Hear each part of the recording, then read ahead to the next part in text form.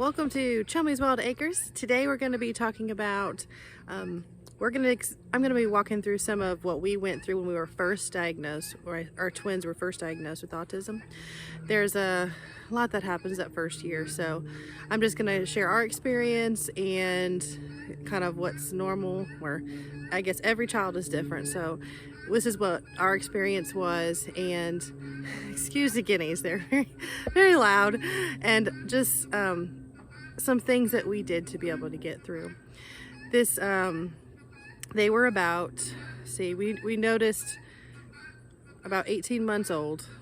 Between 1 year and 18 months, things started to change. They were speaking, said, a few of the sweet words, mama, dada, and we're doing really well with their milestones between 8 and 10 months, and then up to a year. And then between a year and 18 months is where the regression happened pretty quickly. So during that time, we were already in the process of looking for somewhere to get our testing done. And we knew right off the bat that there's a lot of different ways to get tests, but we had an amazing speech therapist that explained to us the difference of the test. And you can go and have one done and it won't help you get different kind of things to get help for your kids. But the one that we did was called the ADOS test. That one was very thorough. It's like a 3-step test where they observe the child, they go with the parents, and then they actually do like a treatment sessions to see how they are scored on different things, and they compile all those together to do the ADOS test. So there was one provider in our area that did the thorough, really good test, and so we went there. We drove an hour, and we did 2 different days and to get them tested, and we decided to go ahead with it because if it was going the direction that we thought, we wanted to get them in all the therapies and all the help they needed. So we went and we did the test. It was a wonderful place, and they were really supportive. It took a while to get the results back, probably about a month, I think. And when they called to have us come in to review them, of course, it's nerve-wracking because you don't really know exactly what they're going to say, and everything is so new, especially when they're so young. So we went in, and the therapist explained to me that they did test positive for autism, and they were on the severe side of the spectrum, and that of course, as a mom, you don't know exactly what that means, just kind of taking it in. And so she explained to how they got to that conclusion, and went through the thorough testing and all that. So it was really good. We had a really good experience. That part, very clear on everything. So leaving there, we were kind of in a place of what now. So I think I was there for a while. Took a couple months to figure out, well, what next, Then I started getting busy because you went to help figure out, okay, what can I do? I like to try to put my hands to work to try to help our situation. So we got into Head Start immediately.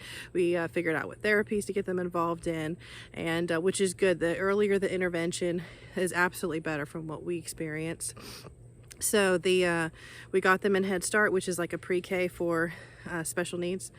And well, I don't think it's only special needs, but we got them in the one where they get started earlier than usual. So we got them into Head Start, got them into therapies, and I hit the ground running with books and videos and groups and all kinds of stuff. So I just wanted to share some of our experience of what helped us and what didn't help us, and just kind of how to take it. I started a book that I recommend. It was good, called Uniquely Human, Dr. Prizzant. I'll put the link on this video for how to find it. I think I did an audiobook, and I did the actual book too, and I started it, and it helped bring testimonials. I think testimonials helped me more than anything. Hearing what other people had walked through, which is why why I'm doing this video, is that's what helped us, was testimonies of just different experiences you've been through, and what does life look like now, that kind of thing, and trying to focus on the positive ones, because it is a difficult journey. So the beginning chapters had some really good testimonies that will make you laugh through it, and of course I'm crying and bawling through the whole thing. I do think it was like food to the soul, healing, just to see life is not over, even though it felt so heartbreaking. It was really helpful to find books, kind of like Chicken Soup for the Soul kind of thing. It was really helpful. That book was good, so I do recommend that. Uniquely Human by Dr. Prizzant. The other thing that helped was I came across one of my friends had a friend who their child was now 15, and they walked through this 15 years ago. So I called her, and she just kind of, I didn't know her, but she was just really compassionate and very sweet, and she just was on the phone with me and just kind of talked about their experiences and what life might be like, and it brought a lightness, not lightness, it brought a hope of what I should experience, what I should expect. And of course, every child is so different. So their experiences, we may never go through them. We may have difficult ones that they didn't experience, but just talking it through helped me process it.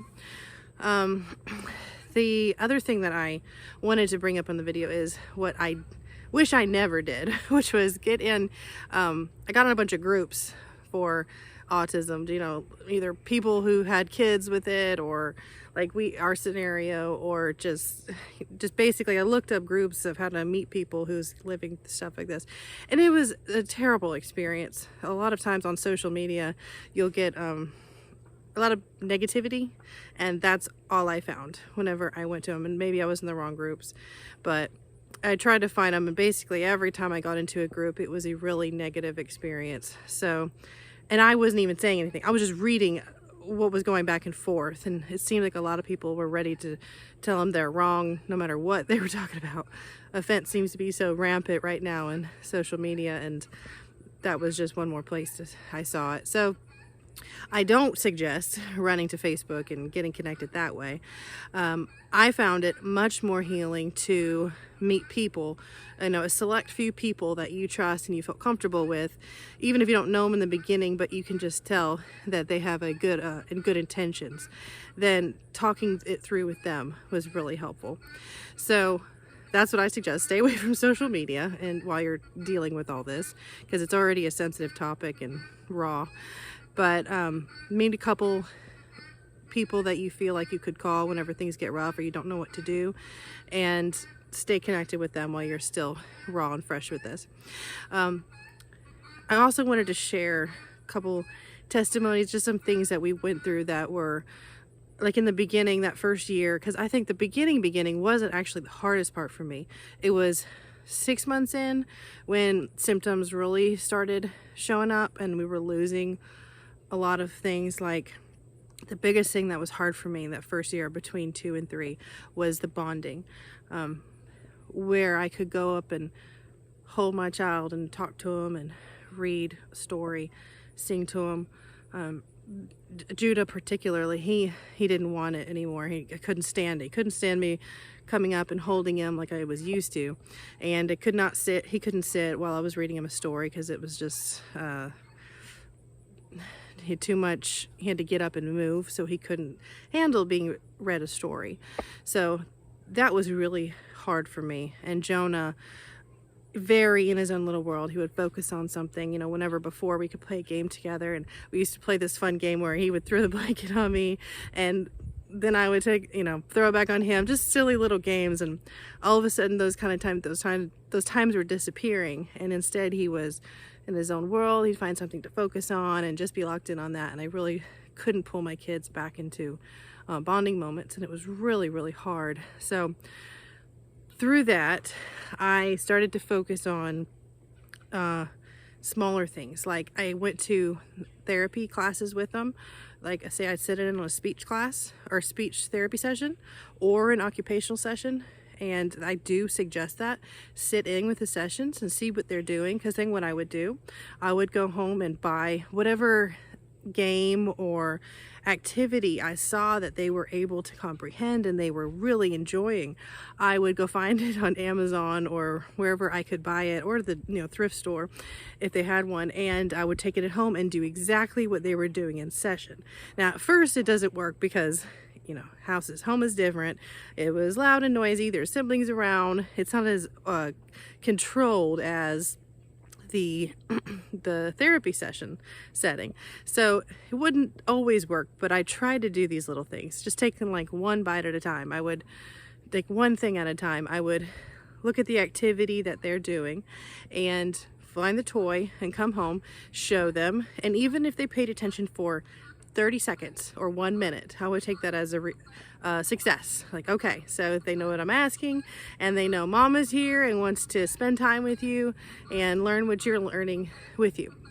And I started to notice that they would respond to that because they do want to learn and they do want to connect. It's just now was a little harder and there was a little extra obstacles to go through.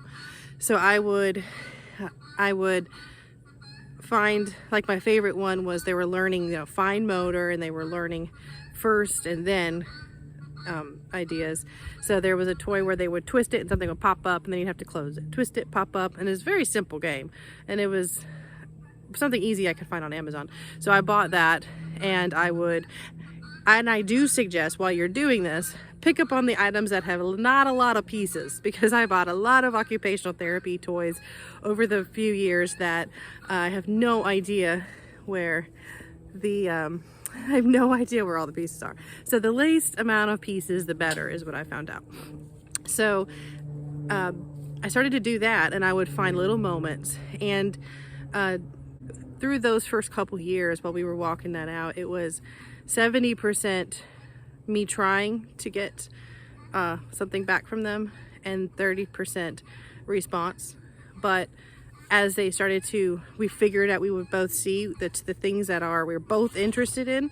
Like if they found a favorite song, I would try to play that favorite song. Like now that duck song that's so popular, I know that's Judah's favorite song. So when I really want to bond with him, I'll just start singing the duck song, and he'll just look right at me like big eyes and say, oh wow, well, I'm singing my favorite song. So little moments like that is how I started to build a new way to bond with them. Instead of, it's really easy to get overwhelmed with the fact that it's different now. And so just a little tip, sit in on your sessions with a therapist and see what they're doing, and try to find, you know, a minute at home and try to do the same activity and see if they light up and respond to that. So with that, it was a long road of trying to find ways to bond, because I was still trying to bond the way I always knew how, because we do have other kids too, older kids. We have one older. And so I was expecting, well, this is how you bond with your kids. So I had to adjust my expectations of how to bond with them. Instead of having the typical routine where I get to sing to them and read them a book and tuck them good night, and that's a memory, they can't handle all that anymore. So I have to figure out something else that can be our thing. That is one thing I suggest, is learn to be flexible through this, and learn that it's okay if it's not the way that it should be. Every child is going to be different. Every family situation is going to be different, and just give yourself room to grow with them. So the other thing I wanted to share a testimony is Judah is the one who is a lot less verbal than Jonah. He has a very small word bank, and even with that, he doesn't like to use a lot of words, but I've learned how to read him and try to pull out the words that I know he knows. So the one that he said mama at about 10 months old, and then he did it after that, and it was really hard for me, because that's just a simple thing, you know, who's my mama, and saying it, you know. But so over the years we got to, you know, speech and ABA. I said, hey, I really want to have a goal, be mama. I think I asked every single therapist to make that part of their plan of care, because I really wanted just to hear my son say that.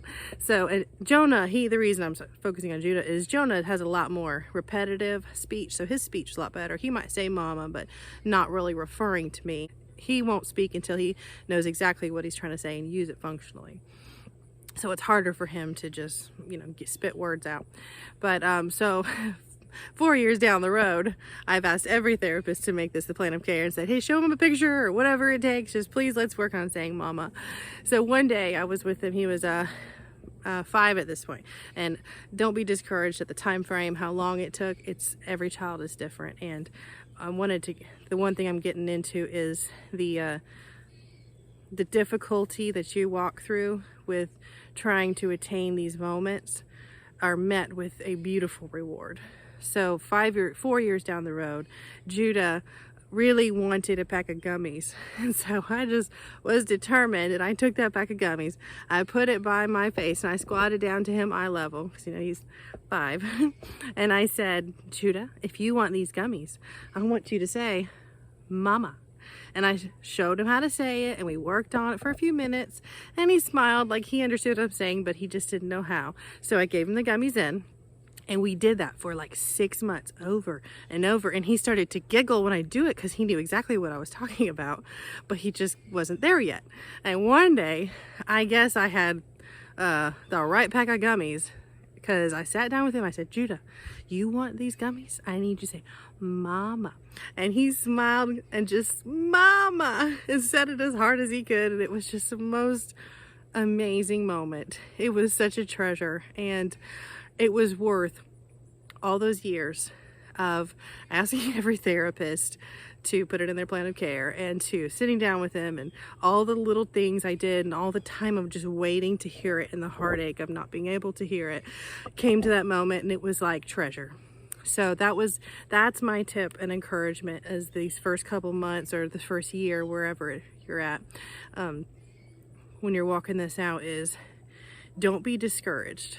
Try to find the treasures in these moments, because as hard as the hard stuff is, the good stuff is richer.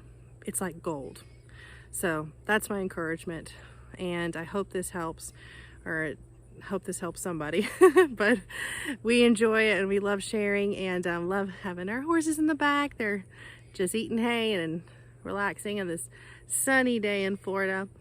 So we're going to have a couple more encouraging ones today, but I will add the book that I mentioned to the description, and stay tuned for more episodes of Living with Autism.